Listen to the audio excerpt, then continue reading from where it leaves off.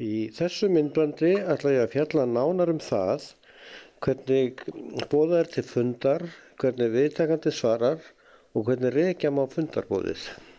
Ég er hérna inn í póstinum hennar Soffíu og fer hérna niður í dagbókina og ég ætla að velja fund hérna í fyrstu viku desember á 3. degi og fer hérna upp í vinstra hornið og segir nýr fundur. Ég ætla að boða mig, eða Soffía réttar að sagt, ætla að boða mig til fundar. Efnið er myndbönd og staðsetningin er það sem við köllum boxið. Það er smá hóla hérna sem við höfum til að vinna þetta. Og við veljum tíman, við ætlum að byrja hérna klukkan 9 og vera til klukkan 11. Og hérna ætla ég núna að senda þetta fundarboð. Og í framhaldinu ætla ég að rekja það, hvernig þetta kemur inn í minn póst, hvernig ég svara því og síðan ætla ég að sjá aftur hvernig hægt er að rekja. Nú er ég að skoða Outlook forritið mitt, ég er komin inn í mitt umhverfi og þar sé ég að það er komið fundarboð frá Soffíu og ég tvísmella það til að opna það.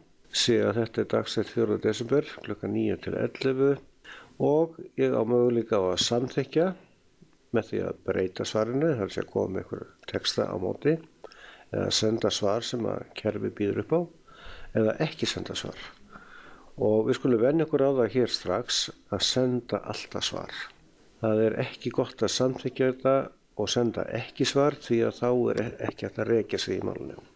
Nú, það er líka hægt að samþykkja það með fyrirvara eða óráðið. Líklega mæti ég. Eða hreinlega að hafna því og senda svari núna og það borgar sig að senda alltaf svar. Ég ætla að samþykkja þetta og senda svari núna. Þar með hverfur þetta nú í fyrsta lagi úr inboxinu mínu og í öðru lagi þetta fer inn á dagatalið mitt sem atburður sem ég ætla að mæta á. Nú erum við komin aftur í pósthólfið hennar Soffíu og sjáum að hún hefði fengið svar hérna frá mér að ég hafi samþykkt að koma á hana fund, af því ég ákvað að senda henni svar. Ef ég hefði einfallega samþykkt þetta og ekki sendt svar, þá veit hún ekkert af því hvort ég hafi samþykkt þetta ekki.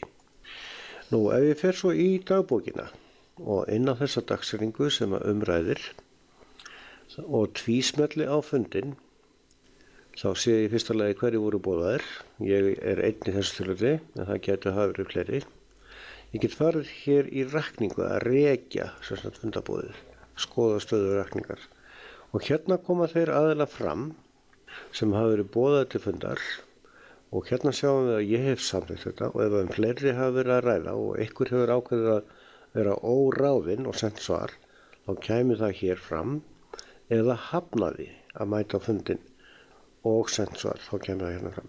Ef að menn aftur á móti hafna eða samþykkja koma á fundin án þess að senda svar er ekki hægt að rekja fundin.